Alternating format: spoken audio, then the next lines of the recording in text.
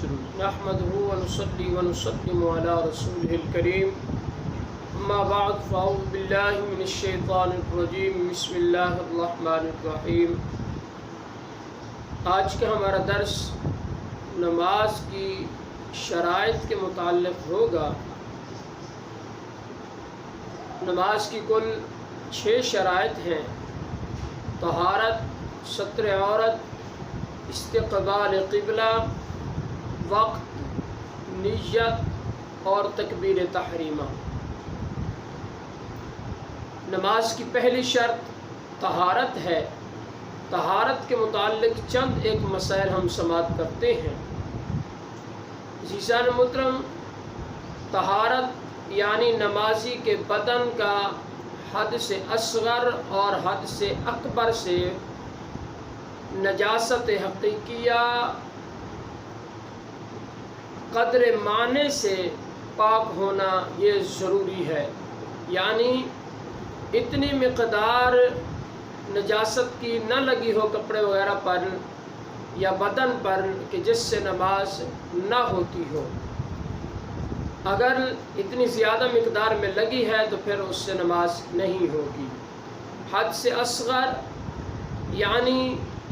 بے وضو ہونا، جو نواقض وضو کے حوالے سے چیزیں ہیں، اور حد سے اکبر یعنی وہ چیزیں جن سے غسل فرض ہوتا ہے۔ عزیزان محترم، ان کی مقدار یہ ہے کہ حد سے اکبر جو ہے یعنی نجاست غلیظہ بھی جس کو کہتے ہیں، یہ نجاست غلیظہ اگر 1 درہم کے برابر لگی ہے تو بھی نماز جائز نہیں ہوگی، دور کرنا ضروری ہے۔ اس سے زیادہ لگی ہے 1 درہم سے تب بھی اس کو دور کرنا ضروری ہے۔ اگر 1 درہم سے کم لگی ہے تو اگر اس میں نماز پڑھ بھی لی جائے تو نماز ہو جائے گی، البتہ اس کو بھی دور کرنا مستحب ہے۔ اسی طرح نجاست خفیفہ جس کو حد سے اصغر کہتے ہیں، اس طرح اگر نجاست خفیفہ جو ہے وہ جسم پر لگی ہے تو اس میں چوتھائی حصے کا اعتبار کیا جائے گا۔ اگر چوتھائی حصے سے زیادہ جگہ پر لگی ہے تو اس کا دور کرنا فرض، اور چوتھائی حصے کے برابر حصے پر لگی ہے تو واجب، اور چوتھائی سے کم پر لگی ہے تو مستحب۔ کسی شخص نے اپنے آپ کو بے وضو گمان کیا اور اسی حالت میں نماز پڑھ لی، بعد میں معلوم ہوا کہ میرا تو وضو موجود تھا، یاد رکھیے گا اس کی نماز نہیں ہوگی، اس لیے کہ جب اس نے نماز شروع کی تھی تو اس کا گمان یہ تھا کہ میرا وضو نہیں ہے۔ اسی طرح چھت، خیمہ، سیبان وغیرہ جس کے نیچے کھڑے ہو کر نماز پڑھی اور وہ چھت وغیرہ خیمہ وغیرہ ناپاک ہے تو اس کا سر وغیرہ اس کے ساتھ لگتا رہا تو اس صورت میں بھی نماز نہیں ہوگی۔ اگر اس کا کپڑا یا بدن نماز کے اندر بقدر معنی ناپاک ہو گیا اور 3 تسبیح کا وقت گزر گیا اور نماز شروع کرتے وقت کپڑا ناپاک تھا یا کسی ناپاک چیز کو لے کر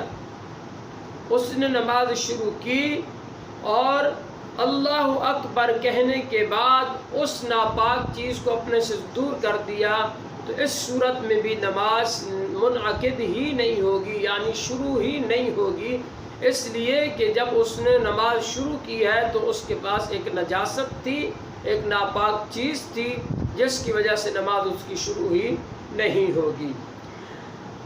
نمازی کے بدن پر نجس کبوتر وغیرہ آ کر بیٹھا تو اس سے اس کی نماز میں کوئی فرق نہیں آئے گا، اس کی نماز ہو جائے گی، اس لیے کہ کبوتر جو ہے وہ 1 درہم سے کم جگہ پر اس کے پاؤں وغیرہ لگتے ہیں۔ نمازی کے ایک بدن کے ایک پاؤں کے نیچے 1 درہم کے برابر یا اس سے زیادہ نجاست ہے تو نماز نہیں ہوگی۔ اگر دونوں پاؤں کے نیچے تھوڑی تھوڑی نجاست ہے، ملانے سے وہ 1 درہم کے برابر ہو جاتی ہے تو تب بھی اس کی نماز نہیں ہوگی۔ اسی طرح جس جگہ پر نماز پڑھے گا اس سے پاک ہونے کا مطلب یہ ہے کہ جس جگہ پر اعضائے سجدہ وغیرہ لگتے ہیں، یعنی کھڑے ہونے کی حالت میں پاؤں اور سجدے کی حالت میں پاؤں کی جگہ ہے، گھٹنوں کی جگہ ہے، ہاتھوں کی جگہ ہے اور پیشانی اور ناک کی جگہ ہے، ان جگہوں کا پاک ہونا ضروری ہے۔ اگر اس کے ارد گرد جگہ ناپاک ہے تو کوئی حرج نہیں، لیکن جس جگہ پر اعضاء لگ رہے ہیں وہ جگہ پاک ہے تو نماز اس کی درست ہو جائے گی۔ سجدے میں ہاتھ یا گھٹنا نجس جگہ ہونے سے صحیح مذہب میں نماز نہیں ہوگی، اور اسی طرح آستین کے نیچے نجاست ہے اور اسی آستین پر سجدہ کیا تو نماز نہیں ہوگی، یعنی نیچے نجاست پڑی تھی، اس نے آستین کو آگے بڑھایا اور اس آستین کو اس پر رکھ کر اوپر سجدہ کیا تو اس صورت میں بھی نماز نہیں ہوگی۔ اگر سجدہ کرنے میں دامن وغیرہ نجس زمین پر پڑتے ہوں تو کوئی نقصان نہیں، البتہ شرط یہ ہے کہ وہ نجس جگہ جو ہے وہ تر نہ ہو۔ اگر تر ہے تو اس سے کپڑے وغیرہ کو نجاست لگے گی تو تب نماز میں فرق آئے گا۔ اگر وہ خشک جگہ ہے اور اس پر کپڑا وغیرہ جا کر لگتا ہے اور وہ نجاست کپڑے کو نہیں لگتی تو پھر کوئی حرج نہیں ہے۔